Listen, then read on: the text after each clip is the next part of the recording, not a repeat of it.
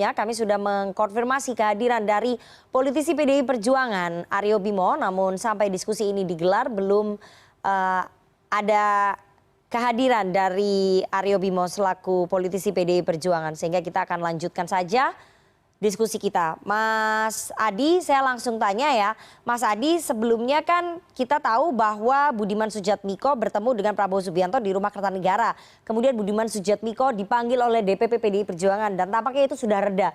Sekarang malah secara resmi, secara terbuka memberikan dukungan dari Budiman Sujatmiko ke Prabowo Subianto. Anda melihat apakah kali ini PDI Perjuangan akan memberikan sanksi tegas kepada Budiman Sujatmiko?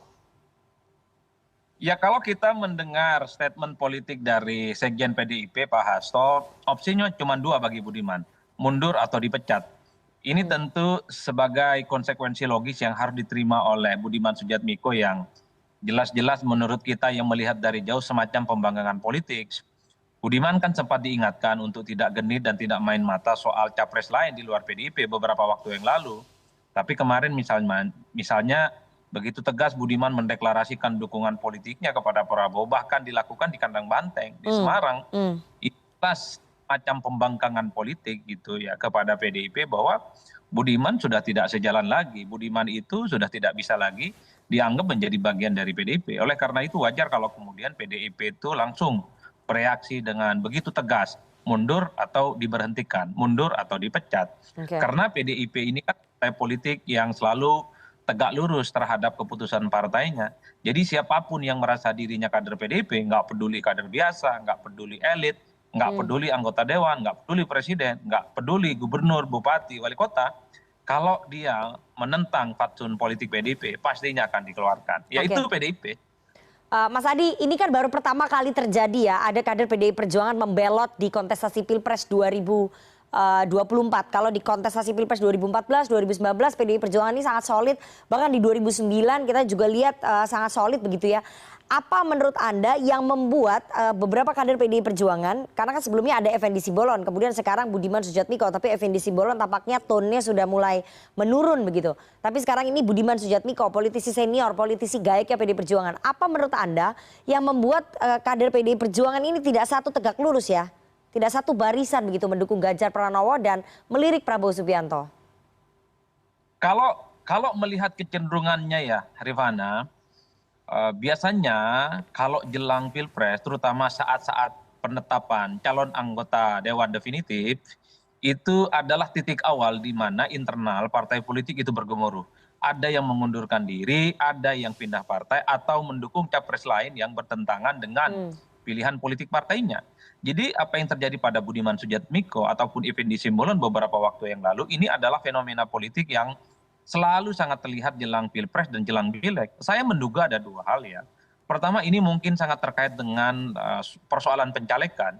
Biasanya kalau ada politisi pencalekannya tidak sesuai dengan hati, misalnya nomor urutnya itu tidak sesuai dengan harapan, misalnya nomor urut 4 ke bawah, nomor urut 4, nomor urut 5, nomor urut 6 dan seterusnya, rasa-rasanya biasanya agak ngamuk dan agak marah.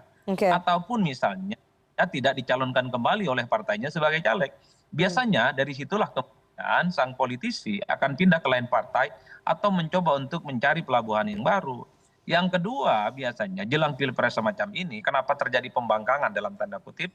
Karena di partainya sudah dianggap tidak penting, tidak jadi pengurus, tidak jadi elit, tidak dipakai lagi tenaganya oleh partai dan digantikan oleh orang yang lain. Karena politisi ini kan untung dan rugi. Kalau partainya sudah tidak menguntungin, apapun judulnya, selama apapun sudah berproses, akan ditinggalkan dan mencoba untuk mencari tempat yang baru. Sepertinya Budiman ini ada kesempatan politik yang jauh lebih terbuka, akan jauh lebih luas kalau pindah ke Gerindra dan bergabung dengan Prabowo. Tenaganya dibutuhkan. Apalagi Budiman ini kan selalu mengklaim dirinya adalah aktivis 98, punya resource ya, punya kemampuan, punya kapasiti. Kalau memang di PDIP tidak dianggap penting, ya pindahlah ke Gerindra dan berdukung dengan Prabowo Subianto. Saya kira politik itu bagi saya sederhana saja, persoalan untung dan rugi. Mas Adi, seberapa signifikan membelotnya Budiman Sujatmiko ke Prabowo Subianto bagi konsolidasi di internal pemenangannya Ganjar Pranowo dan PDI Perjuangan? Apakah ini akan mengganggu ya? Kalau melihat kecenderungan rata-rata, Budiman ini kan bukan elit penting ya. Budiman ini kan bukan elit penting di PDIP, bukan pengurus dan bukan orang yang terlibat aktif misalnya dalam penentuan keputusan-keputusan politik strategis. Nah, beda ceritanya kunci seperti Bambang Pacul gitu ya, ataupun Said Abdullah, ataupun Hasto yang kemudian membelot dan keluar, itu beda ceritanya. Karena nama-nama ini kan mewakili faksi-faksi penting di PDIP.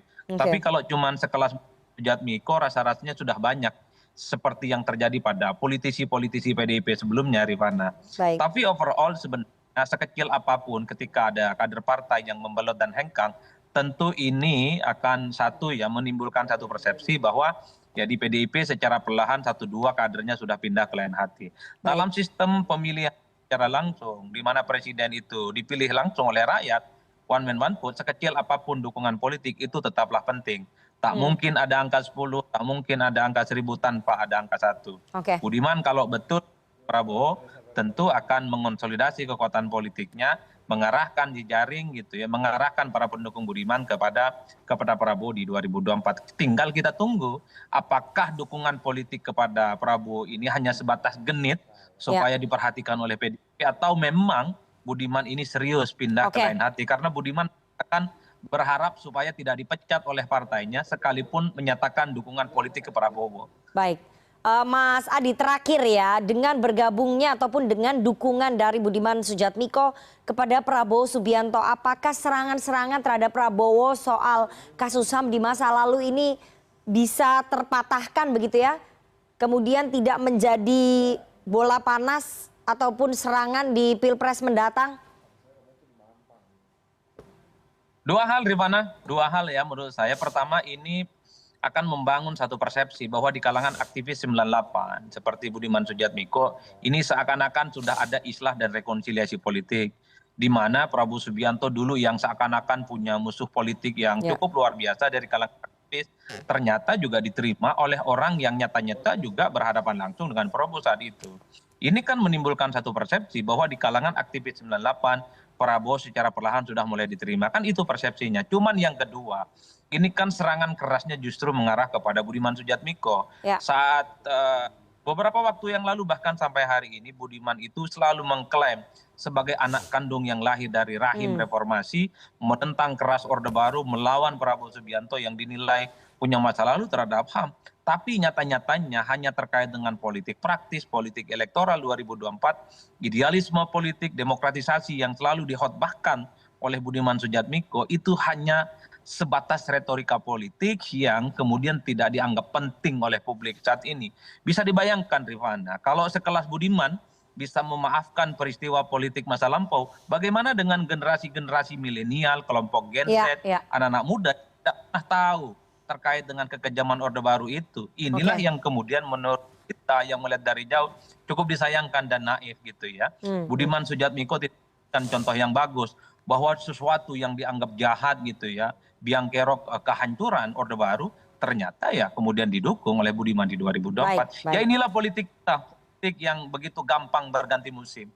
Oke, kita lihat nanti bagaimana keputusan resmi dari DPP PDI Perjuangan terhadap nasib Budiman Sujatmiko. Apakah ada sanksi tegas yang akan dijatuhkan, baik itu sanksi pemecatan maupun diminta untuk mengundurkan diri terhadap Budiman Sujatmiko. Kita tunggu besok pengumuman resminya dari PDI Perjuangan. Terima kasih